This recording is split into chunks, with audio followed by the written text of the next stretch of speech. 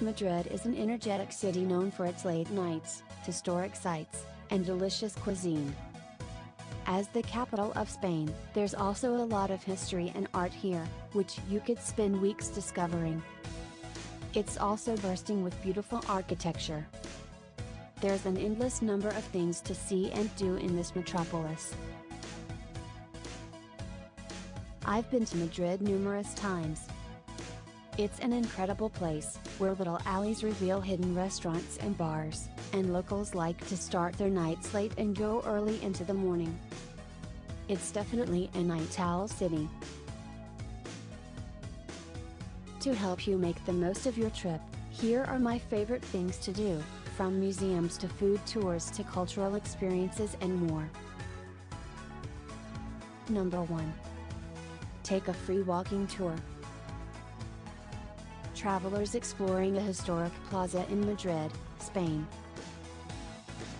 I love taking free walking tours. They're a budget-friendly way to see the main sites, learn some history, and get a feel for the city. You get access to a local guide who can answer all your questions and give you insider tips on where to go and what to do. Free walking tours. Madrid and New York both offer comprehensive tours. Just make sure to tip your guide at the end. For a more in-depth tour, Take Walks offers the best paid tours in the city. It's my go-to walking tour company, because its tours are super detailed and insightful. Number 2. Visit the Royal Palace. The palace's construction began in 1735, and it was home to Spain's monarchs until the 1930s. Now it is only used for official state functions. You can explore the historic buildings and grounds via both guided and self-guided tours. The palace has over 3,400 rooms and encompasses a massive 1.4 million square feet. The interior is lavishly decorated with massive vaulted ceilings, paintings, murals, and intricate wood carvings. Number 3.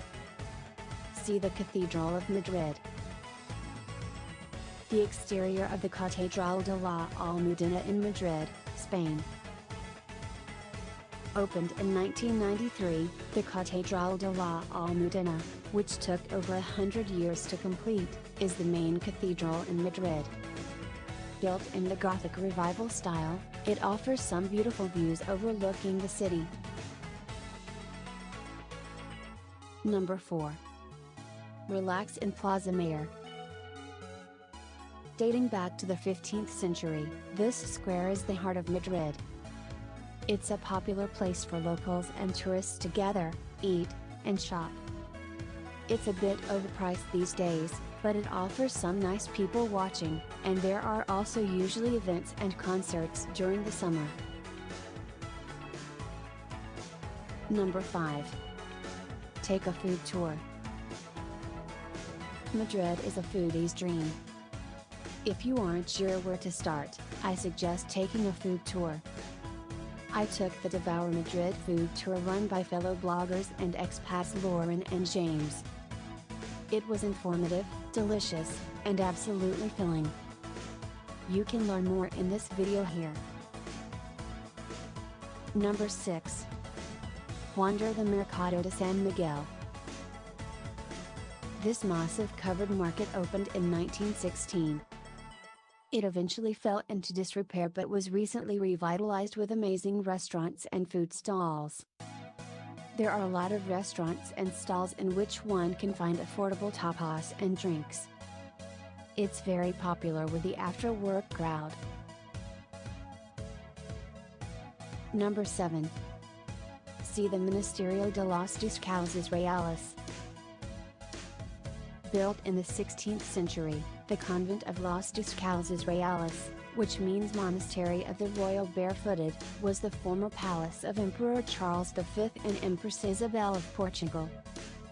Single noblewomen were invited to reside here as nuns, bringing with them any wealth they had accumulated prior. Today, it is home to just a few nuns who look after the grounds and its relics, which include alleged pieces of Jesus' cross, as well as the bones of St. Sebastian. Number 8. Visit the Naval Museum. The Museo Naval de Madrid highlights the history of Spain's historic naval capabilities and accomplishments. It covers the 15th century to the present, with information on ships, wars, and colonies and how those all related to Spain as a world power.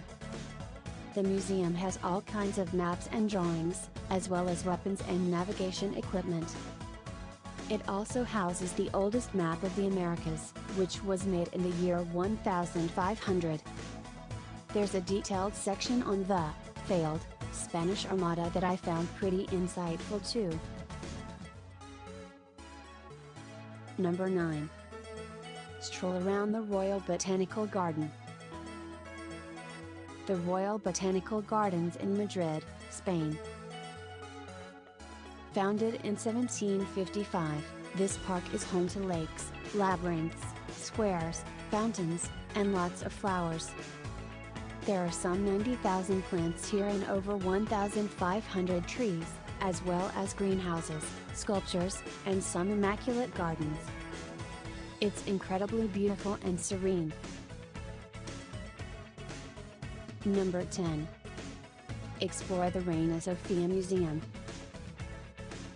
The Museo Nacional Centro de Arte Reina Sofia is home to the country's national collection of art from the 20th century. It has many of Pablo Picasso's works, including Guernica, as well as art by Miro, Kandinsky, Dali, and Bacon. Named after Queen Sofia, it is the 9th most visited art museum in the entire world. Number 11. Relax in El Richo Park. People in rowboats on the lake in El Richo Park in Madrid, Spain. Covering over 350 acres, this is Madrid's main park. It's the perfect place to relax and lounge on a beautiful day. There's even a small lake where you can rent a rowboat. There's tons of green space for picnics, walking paths, and a monument to the victims of the Madrid terrorist bombings in 2004. The famous Crystal Palace, it's made completely out of glass, features a rotating collection of art too. Number 12. Visit the Prado Museum. The Museo Nacional del Prado is the third most visited museum in the world. Opened in 1819, it has around 20,000 works by Spanish artists such as El Greco, Velázquez, and Goya, Flemish and Dutch artists, including Rubens, Van Dyck, and Bruegel, Italian masters such as Botticelli, Tintoretto, Titian, Caravaggio, and Veronese, and German artists such as Dürer, Cranach, and Baldungrian. You have to visit this place. Number 13. Learn flamenco. Flamenco is a traditional style of dance that originated in Spain. It's a lively, expressive style known for its intricate footwork and hand movements. If you're looking to take a lesson, Madrid has a few affordable classes where you can learn the basics. Number 14. Watch a soccer match. Spaniards are crazy about soccer. Real Madrid, the capital's home team, is one of the most famous teams in the world. They play at Santiago Bernabéu Stadium, which has a capacity of over 81,000 people. Games here are super popular, and fans take them quite seriously. If they're playing during your visit, be sure to watch a game. It's an amazing experience. Number 15. Explore the Museo de la Historia de Madrid. The Museum of History of Madrid covers the city's evolution from the 16th century, when it became the capital, to World War I. Opened in 1929, it highlights daily life throughout the ages. There are lots of artifacts, maps, paintings, and sculptures to give you a much more nuanced understanding of Madrid. Number 16. Get off the beaten path. The ancient Muslim walls in Madrid, Spain. Madrid has tons of quirky and off the beaten path sights to see. If you're looking for some more unique experiences, here are a few worth checking out. The Verte Coma Forensic Museum, a macabre museum full of deformed skeletons, torture devices, dissected fetuses, and much more. Insightful but unsettling. The Muslim walls. These walls date back to the 9th century when Madrid was under Moorish rule. They're one of the oldest structures left in the city. Rocker Grandma, located in the Vallecas neighborhood, this statue commemorates Angeles Rodriguez Hidalgo, who became a local heavy metal fan when she was 70.